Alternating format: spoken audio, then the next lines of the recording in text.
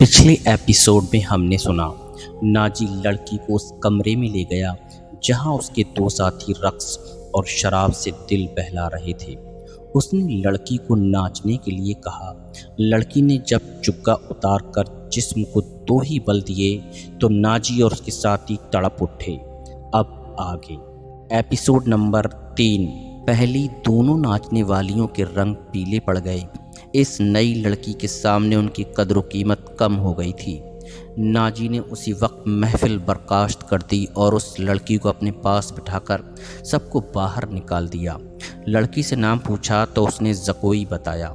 Nazi ने उसे कहा, ज़कोई, तुम्हें यहाँ लाने वाले ने बताया था कि तुम पत्थर को पानी में तब्दील कर सकती हो। मैं तुम्हारा यह कमाल देखना चाहता हूँ। नया अमीर मिस्र, नाजी ने जवाब दिया, वह सालार आज़म भी है। सलाहुद्दीन अय्यूबी, ज़कोई ने पूछा। हाँ, सलाहुद्दीन अय्यूबी, नाजी ने कहा। अगर तुम उसे पानी में तब्दील कर दो तो उसके वज़न जितना सोना तुम्हारे कदमों में रख दूंगा। वह शराब तो पीता ही होगा। नहीं, नाजी ने जवाब दिया, शराब, औरत, नाच गाने और तफरीह से वह इतनी ही नफ़रत करता है जितनी हर मुसलमान खिंजीर से करता है। मैंने सुना था कि आपके पास लड़कियों का ऐसा तिलिस्म है जो नील की रवानी को रोक लेता है। ज़कोई ने कहा, क्या यह तिलिस्म बेकार हो गया है? मैंने अभी आजमाया नहीं, नाजी ने कहा। यह काम तुम कर सकती हो। मैं सलाहुद्दीन अय्यूबी की आदतों के मुतालिक तुम्हें बहुत कुछ बताऊंगा। क्या आप उसे जहर देना चाहते हैं? ज़कोई ने पूछा। अभी नहीं, नाजी ने जवाब दिया। मेरी उसके साथ कोई दुश्मनी नहीं। मैं सिर्फ यह चाहता हूँ कि वह एक बार किसी तुम जैसी लड़की के जाल में फंस जाए, फिर मैं उसे अपने पास बिठाकर शराब पिलाऊंगा। अगर उसे कत्ल करना मकसूद होता तो मैं यह काम हशीशीन से निहायत आसानी से करा सकता था। यानी आप उसके साथ दुश्मनी नहीं, दोस्ती करना चाहते हैं? ज़कोई ने कहा। इतना बरजस्ता जुमला सुनकर नाजी चंद लम्हे लड़की को देखता रहा। वह उसकी तवक्को से ज़्यादा ज़हीन थी। हाँ ज़कोई, नाजी ने उसके मुलायम हाथों पर हाथ फिराकर कहा। मैं उसके साथ दोस्ती करना चाहता हूँ, ऐसी दोस्ती कि वह मेरा हम निवाला और हम प्याला बन जाए। आगे मैं जानता हूँ कि मुझे उससे क्या काम लेना है, नाजी ने कहा और ज़रा सोचकर बोला। लेकिन मैं तुम्हें यह भी बता देना ज़रूरी समझता हूँ कि एक जादू सलाहुद्दीन अय्यूबी के हाथ में भी है। अगर तुम्हारे हुस्न और नाजो अंदाज पर उसका जादू चल गया तो मैं तुम्हें ज़िंदा नहीं रहने दूंगा। अगर तुमने मुझे धोखा दिया तो तुम एक दिन से ज़्यादा ज़िंदा नहीं रह सकोगी। सलाहुद्दीन अय्यूबी तुम्हें मौत से बचा नहीं सकेगा। तुम्हारी ज़िंदगी और मौत मेरे हाथ में है। तुम मुझे धोखा नहीं दे सकोगी। इसीलिए मैंने तुम्हारे साथ खुलकर बातें की हैं, वरना मेरे रुतबे और हैसियत का आदमी एक पेशावर लड़की के साथ पहली मुलाकात में ऐसी बातें कभी नहीं करता। यह आपको आने वाला वक्त ही बताएगा कि कौन किसको धोखा देता है। ज़कोई ने कहा। मुझे यह बताइए कि सलाहुद्दीन अय्यूबी तक मेरी रसाई किस तरह होगी? मैं उसे एक जश्न में बुला रहा हूँ, नाजी ने कहा। उसे रात अपने यहाँ रखूँगा और तुम्हें उसके ख्वाबगाह में दाखिल करूँगा। मैंने तुम्हें इसी मकसद के लिए बुलाया है। आगे मैं संभाल लूँगा। वह रात गुजर गई। फिर और कई रातें गुजर गईं। सलाहुद्दीन अय्यूबी इंतज़ामी कामों और जंगी फ़ौज तैयार करने में इतना मसरूफ़ रहा कि नाजी की दावत कबूल करने का वक्त न मिल सका।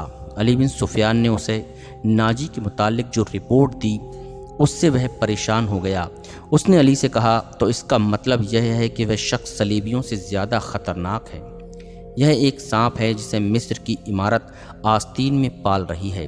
अली बिन सुफियान ने नाजी की तखरीब कारी की तफसील सुनाई कि उसने किस तरह किस किस बड़े आदमी को अपने हाथ में लिया और इंतजामिया में मनमानी करता रहा। फिर कहा, और जिस सूडानी सिपाही का वह सालार है वह हमारी बजाय उसकी वफादार है। क्या आप उसका कोई इलाज सोच सकते हैं? सिर्फ सोच ही नहीं सकता, सलाहुद्दीन अय्यूबी ने जवाब दिया। इलाज शुरू कर चुका हूँ। मिस्र की जो सिपाह भर्ती की जा रही है उसे मैं सूडानी मुहाफिजों में गड़मड़ कर दूंगा। फिर यह फ़ौज सूडानी होगी न मिस्री। नाजी की यह ताकत बिखर कर हमारी फ़ौज में जज्ब हो जाएगी। नाजी को मैं उसके सही ठिकाने पर ले आऊँगा اور میں یہ بھی وثوق سے کہہ سکتا ہوں کہ اس نے صلیبیوں کے ساتھ بھی گٹھ جوڑ کر رکھا ہے۔ علی بن سفیان نے کہا، آپ سلطنت اسلامیہ کو ایک مضبوط مرکز پر لا کر اسلام کو وسعت دینا چاہتے ہیں، مگر ناجی آپ کے خواب کو دیوانے کا خواب بنا رہا ہے۔ تم اس سلسلے میں کیا کر رہے ہو، یہ مجھ پر چھوڑ دیں۔ علی بن سفیان نے جواب دیا، میں جو کچھ کروں گا وہ آپ کو ساتھ ساتھ بتاتا رہوں گا، آپ مطمئن رہیں۔ میں نے اس کے گرد جاسوسوں کی ایسی دیوار چن دی ہے کہ جس کی آنکھیں بھی ہیں، کان بھی ہیں، اور یہ دیوار متحرک ہے۔ یوں سمجھ لیں کہ میں نے اسے اپنے جاسوسی کے قلعے میں قید کر لیا ہے۔ صلاح الدین ایوبی کو علی بن سفیان پر اس قدر اعتماد تھا کہ اس سے اس کی در پردہ کارروائی کی تفصیل نہ پوچھی۔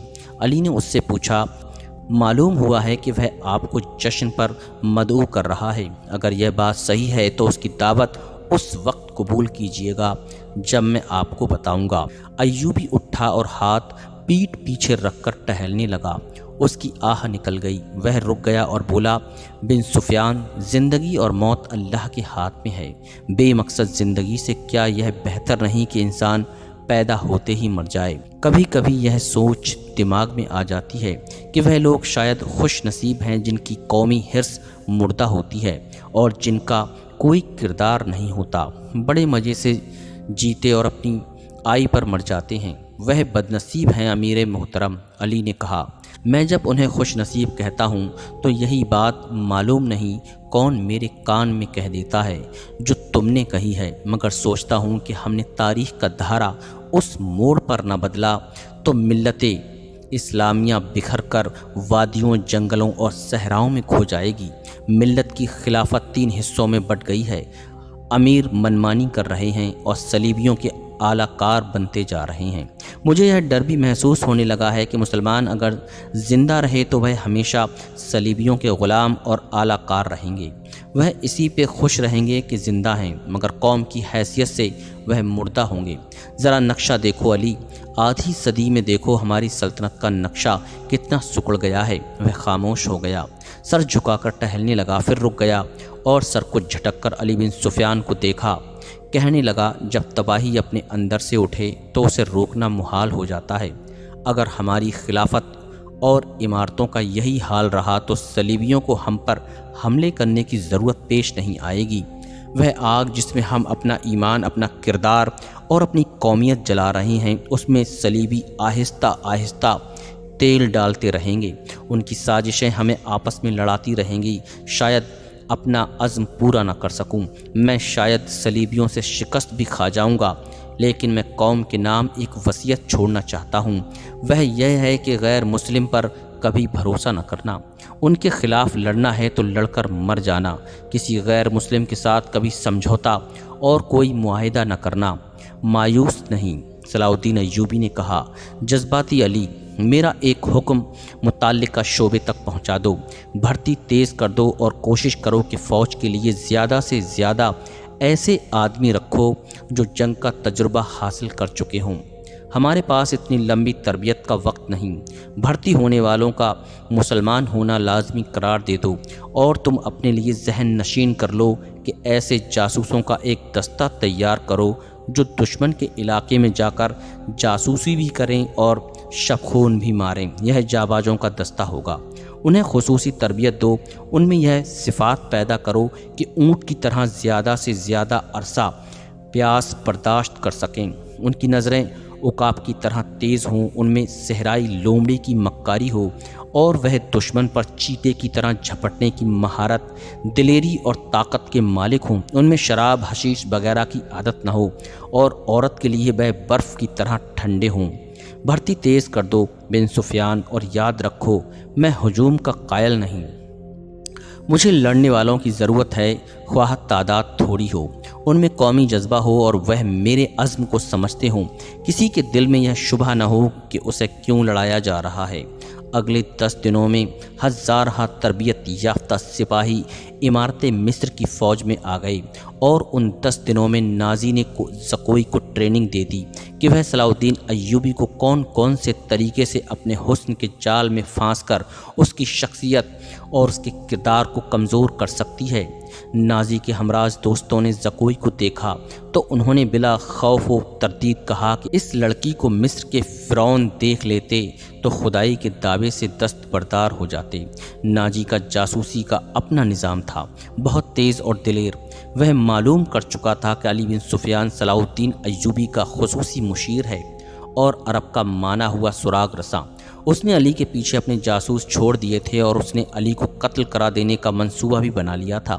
زکوئی کو نازی نے صلاح الدین ایوبی کو اپنے دام میں پھانسنے کے لیے تیار کیا تھا، لیکن وہ محسوس نہ کر سکا کہ مراکش کی رہنے والی یہ لڑکی اس کے اپنے اعصاب پر سوار ہو گئی ہے۔ وہ صرف شکل و صورت کی ہی دلکش نہیں تھی، اس کی باتوں میں ایسا جادو تھا کہ ناجی اسے پاس بٹھا کر اس کے ساتھ باتیں ہی کرتا رہتا تھا۔ اس نے ان دو ناچنے گانے والی لڑکیوں سے نگاہیں پھیر لی تھیں جو اس کی منظور نظر تھیں۔ 3-4 راتوں سے اس نے ان لڑکیوں کو اپنے کمرے میں نہیں بلایا تھا۔ ناجی سونے کے انڈے دینے والی مرغی تھی جو ان کے قبضے سے نکل کر زکوئی کی آغوش میں انڈے دینے لگی تھی۔ انہوں نے زکوئی کو راستے سے ہٹانے کی ترکیبیں سوچنا شروع کر دیں۔ وہ آخر اس نتیجے پر پہنچیں کہ اسے قتل کرا دیا جائے، مگر اسے قتل کرانا ممکن نظر نہیں آتا تھا، کیونکہ ناجی نے اسے جو کمرہ دے رکھا تھا اس پر 2 محافظوں کا پہرا رہتا تھا۔ اس کے علاوہ یہ دونوں لڑکیاں اس مکان سے بلا اجازت باہر نہیں جا سکتی تھیں جو ناجی نے انہیں دے رکھا تھا۔ انہوں نے حرم کی خادمہ عورتوں میں سے ایک کو اعتماد میں لینا شروع کر دیا۔ وہ اس کے ہاتھوں زکوئی کو زہر دینا چاہتی تھی۔ علی بن سفیان نے صلاح الدین ایوبی کا محافظ دستہ بدل دیا۔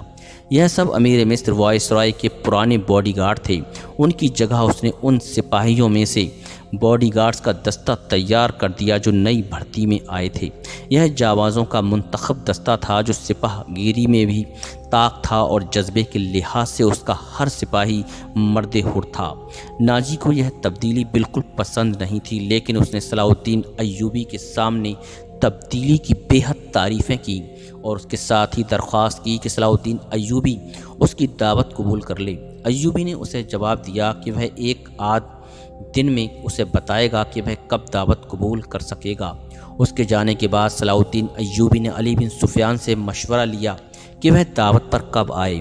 علی نے اسے مشورہ دیا کہ اب وہ کسی بھی روز دعوت قبول کر لے۔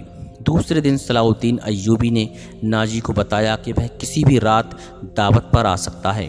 ناجی نے 3 روز بعد دعوت دی اور بتایا کہ یہ دعوت کم اور جشن زیادہ ہوگا، اور یہ جشن شہر سے دور صحرا میں مشالوں کی روشنی میں منایا جائے گا۔ ناچ گانے کا انتظام ہوگا، باڈی گارڈز کے گھوڑا سوار اپنے کرتب دکھائیں گے، شمشیر زنی اور بغیر ہتھیاروں کی لڑائی کے مقابلے ہوں گے، اور صلاح الدین ایوبی کو رات وہیں قیام کرایا جائے گا۔ رہائش کے لیے خیمے نصب ہوں گے۔ صلاح الدین ایوبی پروگرام کی تفصیل سنتا رہا۔ اس نے ناچ گانے پر بھی اعتراض نہیں کیا۔ ناجی نے ڈرتے جھجکتے کہا، فوج کے بیشتر سپاہی جو مسلمان نہیں یا جو ابھی نیم مسلمان ہیں کبھی کبھی شراب پیتے ہیں۔